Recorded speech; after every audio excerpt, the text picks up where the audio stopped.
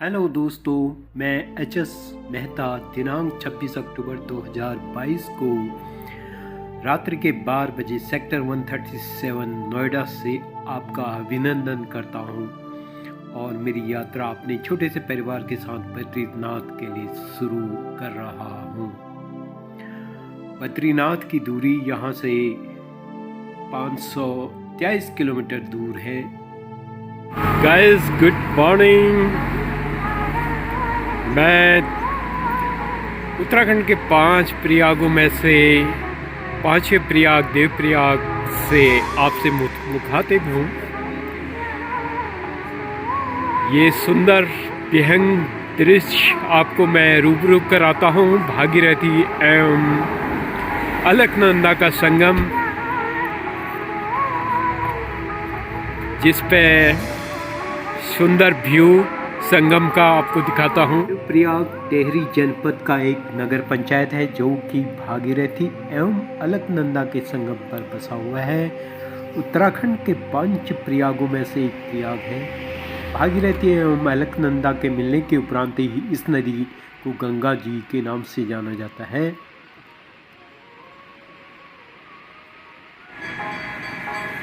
भागीरथी का पानी सुंदर ग्रीन पेड़ों की जड़ों से निकलकर एकदम ग्रीनरी पे बह रहा है, जबकि अलकनंदा का पानी जहां बर्फीली और बहाव तेज के कारण, कटाव होने के कारण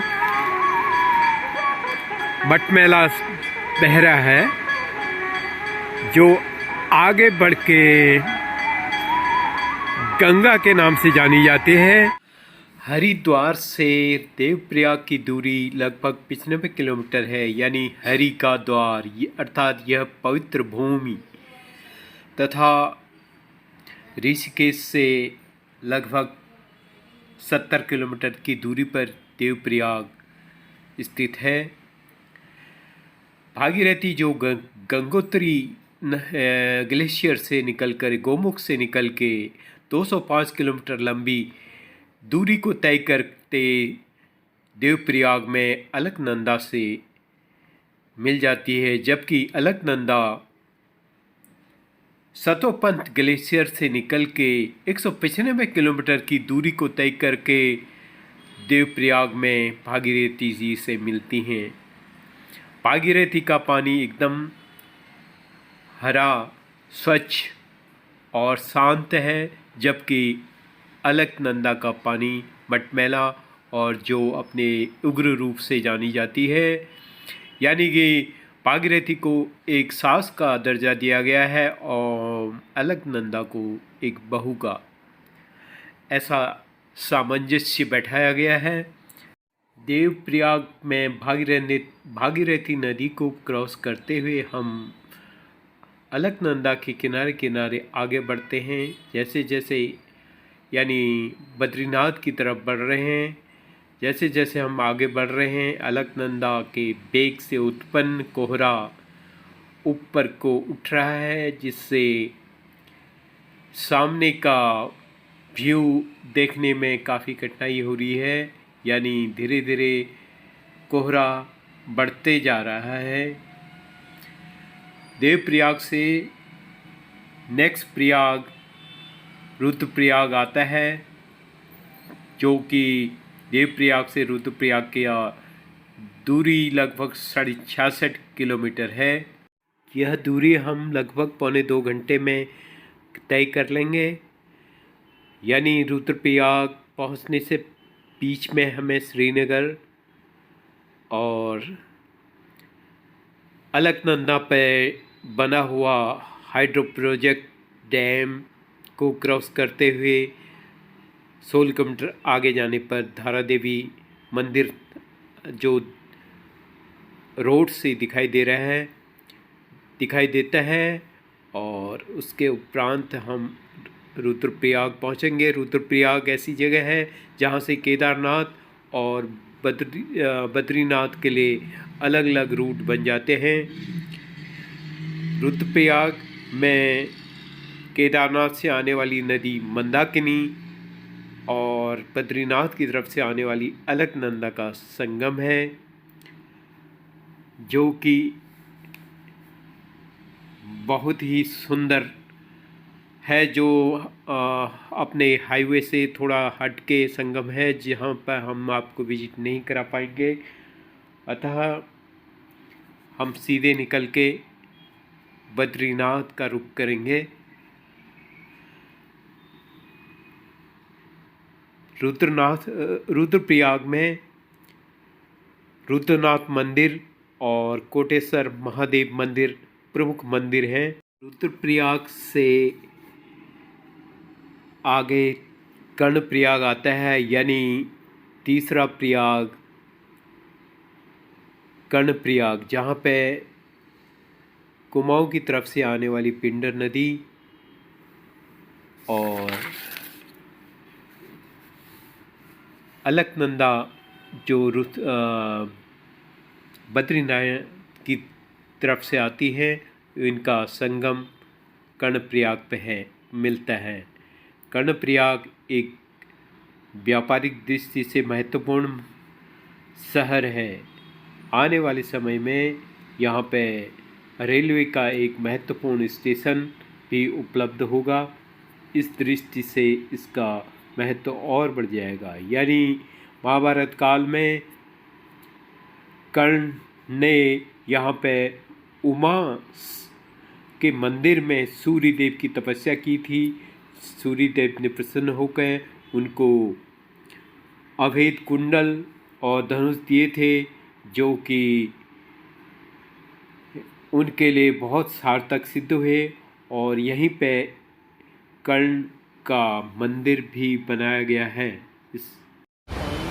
ये नदी पिंडारी नदी जो मटमैला कलर का कलर और अलकनंदा से हरा पानी आ रहा है, जो ये कर्णप्रयाग में मिल रहा है। कर्णप्रयाग से नंदप्रयाग जो अभी आने वाला है, नंदप्रयाग की दूरी कर्णप्रयाग से 20 किलोमीटर की है। यहाँ पे अलकनंदा और नंदाकिनी नदी का संगम है। एक छोटा सा मार्केट है, यहाँ पे चंडिका देवी का मंदिर है, जो स्थानीय लोगों की कुल माता के रूप में जानी जाती है। साथ ही श्री कृष्ण गोपाल जी का भी मंदिर यहाँ पे स्थित है। नंदप्रयाग से विष्णुप्रयाग जो 5वां प्रयाग है, इसकी दूरी लगभग 70 किलोमीटर की है, जिसमें बीच में जोशीमठ आता है, जो काफ़ी हाइट पे है, जिसके फोटोग्राफ आपके सामने आ रहे हैं। उसके उपरांत हम लोग विष्णुप्रयाग की तरफ रुख कर रहे हैं। प्रयाग से गोविंद घाट की दूरी 7 किलोमीटर है। गोविंद घाट से फूलों की घाटी और हेमकुंड साहब के लिए रास्ता जाता है। गोविंद घाट में गुरुद्वारा है, जहाँ पर लोगों को डेली लंगर की सुविधा मौजूद है। और हम पहुँच गए हैं हनुमान चड्डी। हनुमान चड्डी से बद्रीनाथ 12 किलोमीटर की दूरी पर है। हाय गाइस, मैं हनुमान चट्टी पर पहुंचकर ये हनुमान जी के दर्शन आप लोगों को कराते हैं। बद्री धाम के दर्शन करने से पहले हनुमान चट्टी के दर्शन यानी हनुमान जी के दर्शन करने बहुत ही निहायत ज़रूरी है। यही यहाँ के द्वारपाल हैं, यही रक्षक है, तो इनके दर्शन हमें मंदिर प्रांगण में जाने से पहले यहाँ दर्शन करना बहुत ही नितांत आवश्यक है। तो आप लोग भी ये दर्शन कीजिए। जय। शाम के 6 बज चुके हैं और हम यहाँ पे बद्रीनाथ धाम पे पहुँच चुके हैं। चारों तरफ ऊंची ऊंची पहाड़ियाँ जो बर्फ़ से ढकी हुई हैं और टेम्परेचर बहुत डाउन है। ये सुंदर मंदिर हिंदू धर्म के 4 धामों में से एक धाम है, यानी बद्रीनाथ, द्वारकापुरी और रामेश्वर धाम। बद्रीनाथ इनमें से प्रमुख धाम के रूप में जाना जाता है। उत्तरांचल में स्थित 4 धामों में से भी यह एक धाम है, यानी कि बद्रीनाथ धाम, केदारनाथ धाम, गंगोत्री धाम और यमुनोत्री धाम। आदि गुरु शंकराचार्य जी ने इस भव्य मंदिर का निर्माण 8वीं शताब्दी में किया था। इस मंदिर में 3 प्रभाग हैं: गर्भगृह, दर्शन मंडप और सभा मंडप। यह मंदिर भगवान विष्णु को समर्पित है। मंदिर अलकनंदा के तट पर 3130 मीटर की हाइट पे है। ये सभा मंडप से आपको रूबरू कराता हूँ, देखिए।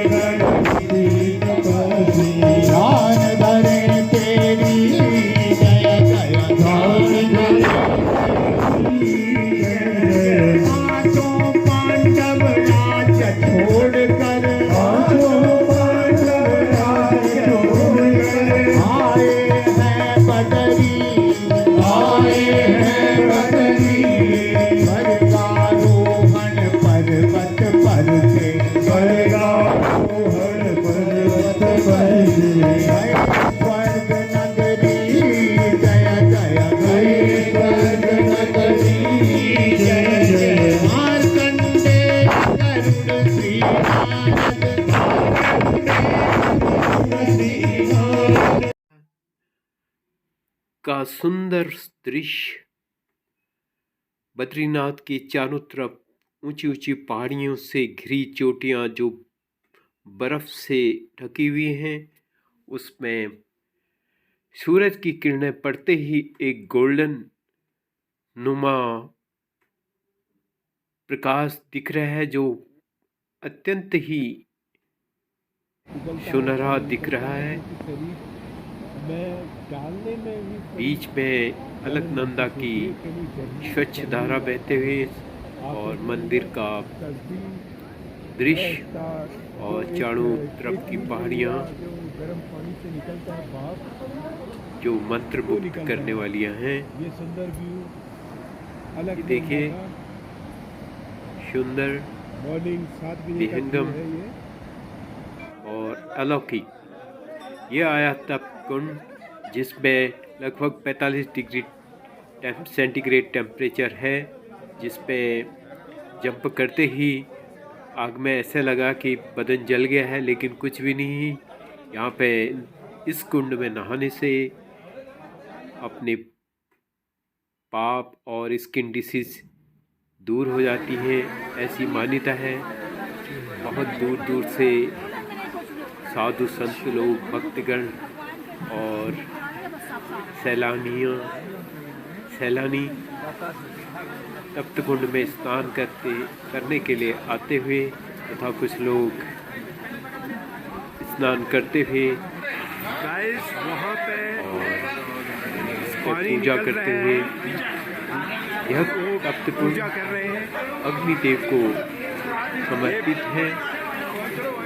भगवान विष्णु ने अग्निदेव को यही सांत्वना दी थी कि आप यहाँ पर आके आपको मेरे साथ यहाँ पर पूजा जाएगा।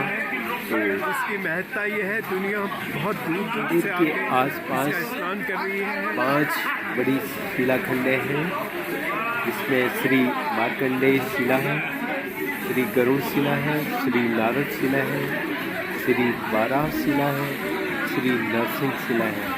जिनका अपना महत्व है, जिनके ऊपर अपनी कहानियाँ हैं। गाइस, ये मॉर्निंग का व्यू है, ज़्यादा भीड़ नहीं है आज। ये श्रद्धालु सब दर्शन के लिए खड़े हैं। सामने का व्यू ब्रह्म कपाल पे, जहाँ पे अपने पूर्वजों को मोक्ष प्राप्ति के लिए पिंडदान, श्राद्ध या तर्पण किया जाता है। यह बिल्कुल अलकनंदा के तट पर है। ये ब्रह्मा जी ब्रह्म कपाल के नाम से इसका दिया गया है, यानी ब्रह्मा का पांचवा सिर शिव जी ने कलम कर दिया था, जो छूटा नहीं।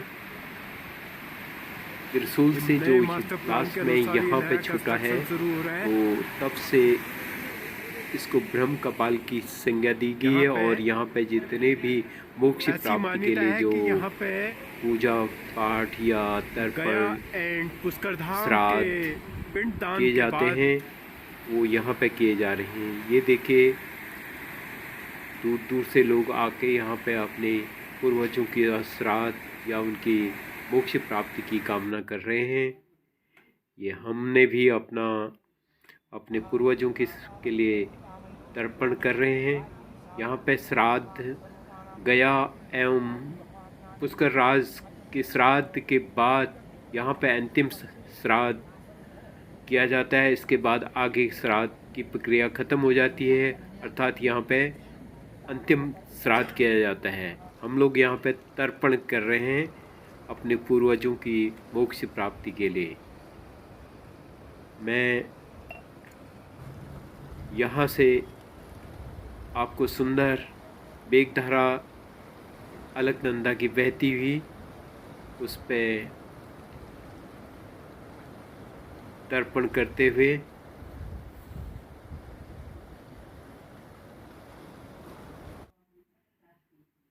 उसके उपरांत मंदिर में अगेन हमने विजिट किया, जो कि बहुत ही सुखद रहा।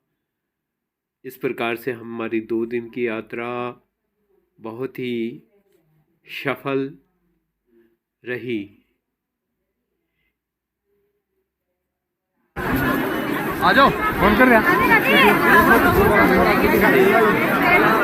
रात 8:30 बजे का व्यू मंदिर के प्रांगण में मैं खड़ा होके तमाम चारों तरफ का व्यू आपको दिखा रहा हूँ।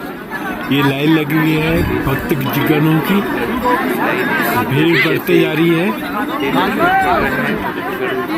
हमने कल दर्शन कर लिए हैं और आज भी हमने तप्त कुंड में स्नान करके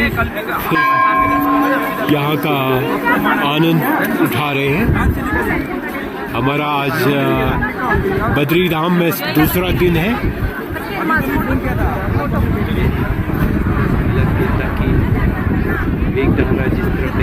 ये अलकनंदा का व्यू सुदूर